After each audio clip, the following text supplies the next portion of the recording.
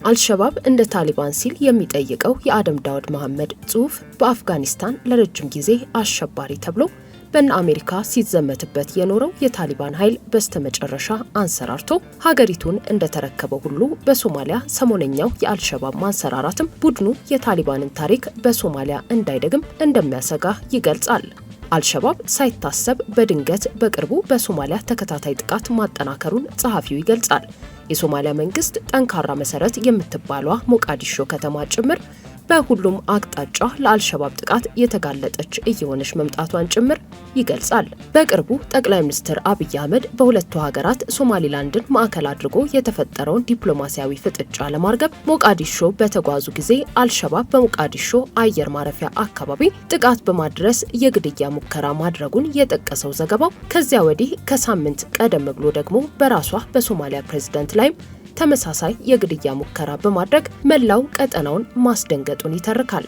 የራሱን መሪ ከጥቃት ሊታደግ የማይችል ሀገር የሌሎችን ሀገሮች መሪዎች እንዴት ሊታደግስ ይችላል ሲል የጠየቀው ዘገባው በሶማሊያ በሚያስገርም ሁኔታ በአሁኑ ወቅት አልሸባብ ተጠናክሮ መውጣቱን ነው የገለጸው። ከሁለት ቀናት ቀደም ብሎ ለሶማሊያ ድንበር ቅርብ በሆነው በኬንያ ጋሪሳ በአንድ ካምፕ ላይ በተፈጸመ የአልሸባብ ጥቃት 6 ፖሊሶች ተገድለው 4 መቁሰላቸው ታውቋል። በዚሁ ሰሞን ከሞቃዲሾ ደቡብ ምዕራብ አንድ የኬንያ ንብረት የሆነ ዕቃ ጫኝ አውሮፕላን ሊያርፍ ሲል ወድቆ 5ቱም ተሳፋሪዎቹ ሞተዋል መባሉ ደግሞ በስተኋላ ላይ በአደጋ የደረሰ ነው ቢባልም አልሸባብ በኬንያም ላይ እየበረታ ነው የሚል ስጋት ፈጥሮ ነበር።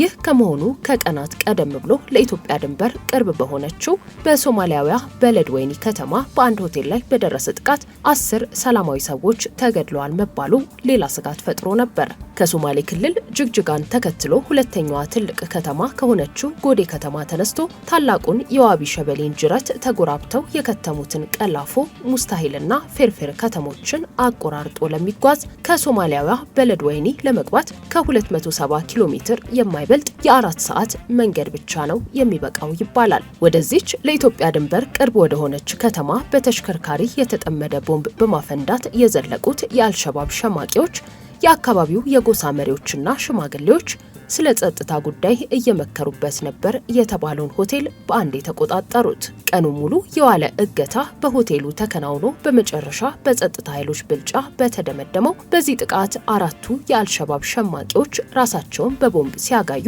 2ቱ ደግሞ መገደላቸው ተረጋግጧል።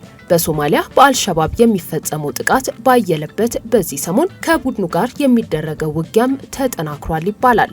በሂርሸበሌ 50 የአልሸባብ ሸማቂዎችን ገደልኩ ያለው የሶማሊያ መንግስት ከሞቃዲሾ በ18 ኪሎ ሜትር ርቀት በምትገኘው በአፍጎዬ ደግሞ 82 ሸማቂዎችን መግደሉን ይፋ አድርጎ ነበር። ቱርክን ጨምሮ ኢትዮጵያና አሜሪካ የተጠናከረ የአየር ድብደባ እገዛ ለሶማሊያ መንግስት እየሰጡ መሆኑ ታውቋል። ይሁን እንጂ አልሸባብ በሶማሊያ በሁሉም ቦታዎች የተጠናከረ ጥቃት እያደረገ መሆኑም ይነገራል። እንደ ግብጽ ያሉ ሀገሮች በዚህ ሰላም አስከባሪ ኃይል ስር ጦር ማዝመታቸው ሲነገር የቆየ ሲሆን ለ20 ዓመታት አልሸባብን የተዋጋውና ያዳከመውን የኢትዮጵያ ሰላም አስከባሪ ኃይልን የመተካት ሚና አላቸው ሲባልም ነበር። ግብጽ ከዚያ በተጨማሪም የሶማሊያ ሉዓላዊነት ተነካ በሚል ከሞቃዲሾና ከአስመራ መንግስት ጋር ጸረ ኢትዮጵያ የሆነ ግንባር ስትፈጥር ታይታለች።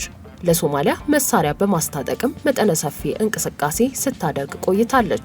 ይሁን እንጂ የኢትዮጵያን ሰራዊት ይተካሉ የተባሉት ግብጾች ይግቡ ከተባለ በኋላ በሶማሊያ አልሸባብ መጠናከሩና የሚፈጽመው ጥቃት መጨመሩ ነው በገሃድ የታየው። ኢትዮጵያ በሶማሊያ የሚኖራት የሰላም ማስከበር ሚና እንዳይቀንስና እንዳይቋረጥ በምትጠይቅበት ከሰሞኑ የታየውን አይነት የጸጥታ ችግር በሶማሊያ እንደሚያጋጥም ያላትን ስጋት እንደ ምክንያት ስታቀርብ ቆይታለች።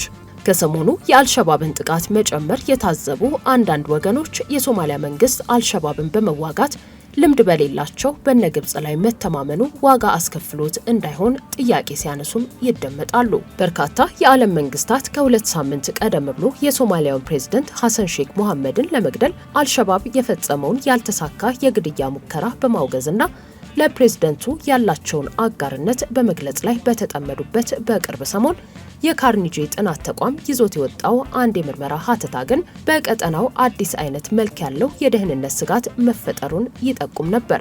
ከአፍሪካ ቀንድ ሀገራት እንደ አውሮፓውያኑ አቆጣጠር በ2023 ዓመት ብቻ ወደ 96670 ስደተኞች የፈለሱት በየመን በኩል ነው። የመን የቀንዱን ሀገራት በንግድ ብቻ ሳይሆን በደህንነትና በጸጥታ ጉዳዮችም ከቀረው ዓለም ጋር የምታገናኝ ድልድይ ናትም ይላል። እንደ አውሮፓውያኑ አቆጣጠር በ2006 የሶማሊያ የሰላም ድርድርን ያስተናገደችና የአፍሪካ ቀንድ ቀጠናና የቀይ ባህር የደህንነት ጉዳዮችን ቅድሚያ ሰጥታ ስትሰራ የቆየች እንደሆነች ያወሳል። ኢብራሂም ጀላልና አድናን አጀልባርኒ በተባሉ ሁለት ጋዜጠኞች ድሮንስ ኤንድ ዶላርስ አንሳር አላህስ ኤክስፓንሽን ቱ ሶማሊያ በሚል ርዕስ በቀረበ ዘገባ የመን ባለፉት 15 ዓመታት ከዚህ በራቀ ሁኔታ ላይ እንደምትገኝና ብዙ ሰብአዊና ቁሳዊ ውድመት ባስከተለ ጦርነት ውስጥ እንደተዘፈቀች አትቷል። የኢራን ከፍተኛ ድጋፍ ያለው የሁቲ ታጣቂ ቡድን ሰፊውን የሀገሪቱን የየብስና የባህር ግዛት ተቆጣጥሮ እንደሚገኝም ይጠቅሳል። በየመንም ሆነ በኢራን ላይ የጦር መሳሪያ ማዕቀብ የተጣለ ቢሆንም ህገወጥ የጦር መሳሪያ ዝውውር ግን በአካባቢው አልተገታም። እንደ አውሮፓውያኑ አቆጣጠር ከ2015 እስከ 2023 ባሉት ዓመታት የሳውዲ፣ የፈረንሳይ፣ የአሜሪካና የአውስትራሊያ የጦር መርከቦች ባደረጉት ክትትል 16 መሳሪያ የጫኑ ወደ የመን ወደብ የሚገቡ መርከቦች ተይዘዋል። በዚህም 29000 ቀላል የነፍስ ወከፍ ጠመንጃዎች፣ 365 ጸረ ታንክ ሚሳይሎች እንዲሁም ወደ 2.38 ሚሊዮን የተለያዩ መሳሪያ ጥይቶችና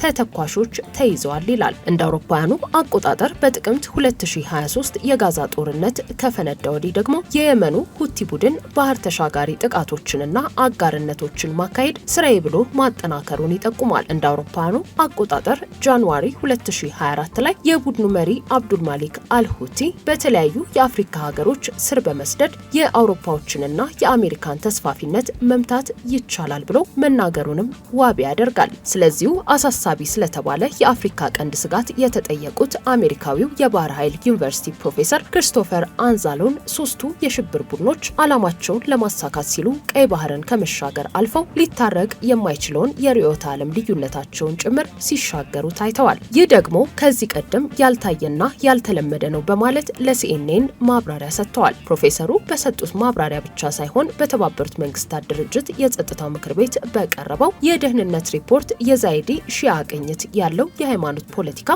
የሚከተሉት የየመን ሁቲዎች ከሱኒ ቢመደቡም ነገር ግን አንዱ ከሌላው ፍጹም የሚጋጭ ቡድንን የሃይማኖት ፖለቲካ መሰረት በማድረግ ከተመሰረቱት ከአልሸባብና ከአይኤስ ጋር መተባበራቸው ያልተጠበቀና ተጨማሪ ስጋትን የሚፈጥር ጉዳይ መሆኑን አመልክተዋል። የሶማሊያው ምክትል ጠቅላይ ሚኒስትር ሳላ ጀማ አምና በዚህ ወቅት ሴንተር ፎር ስትራቴጂክ ኤንድ ኢንተርናሽናል ስተዲስ በተባለው የጥናት ተቋም መድረክ ላይ ቀርበው ስለ ሶማሊያ ወቅታዊ ሁኔታ በተለይም ከኢትዮጵያ ጋር ስለተፈጠረው ውጥረትና ቀጠናዊ ተጽዕኖ ስላላቸው ተያያዥ ጉዳዮች ሰፊ ማብራሪያ ሰጥተው ነበር። ሶማሊያ እድገቷም ሆነ መጻኢ እጣ ፈንታዋ ባላት ስትራቴጂካዊ ጠቀሜታ እንዲሁም በባህር ሀብት የተፈጥሮ ጸጋዎቿ ላይ የተመሰረተ ነው በማለት የተናገሩት ሳላ ጀማ ለዚህ ደግሞ ብሔራዊ ጥቅሟንና ሉዓላዊነቷን ያስከበረ ስራ እንደምታከናውን ተናግረዋል። በወቅቱም ኢትዮጵያ በሶማሊያ ላይ ፈጸመችው ያሉት ወረራ ቀጠናውን ለሚያምሰው ለአልሸባብ ሽብር ቡድን መፈጠር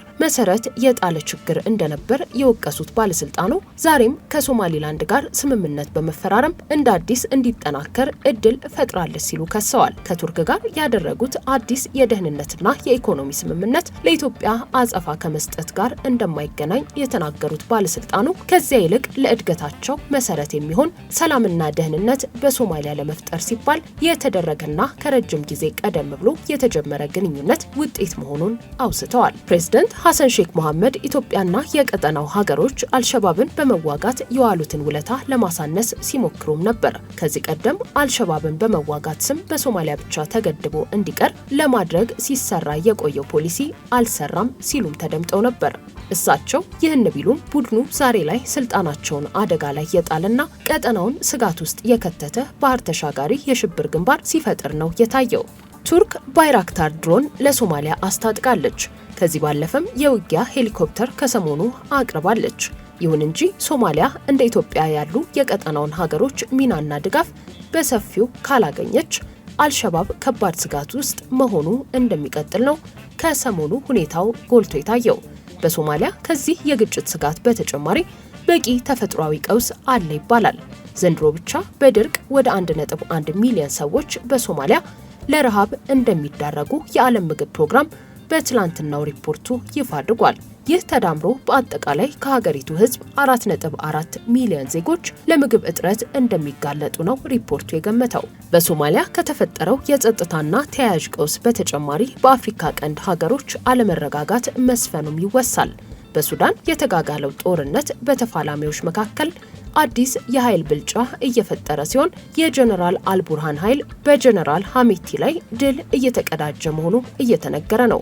ኢትዮጵያ በባህር በር በተለይም በአሰብ ወደብ ጉዳይ ከኤርትራ ጋር ወደ ጦርነት ልትገባ ነው ከሚለው አስፈሪ ስጋት በተጨማሪ በአማራ ክልል የተጠናከረው ግጭት፣ በኦሮሚያ ያለውም ግጭት አለመስከኑና ከትግራይ ክልል ጋር ውጥረቱ ማየሉ ሁሉ በቀጠናው ላይ በብዙ መንገዶች ተጽዕኖ እንደሚኖራቸው ነው የሚገመተው። የአፍሪካ ቀንድ በዚህ ሁኔታ ወዴት ያመራል የሚለው የብዙዎች ጥያቄ ሆኖ ቀጥሏል።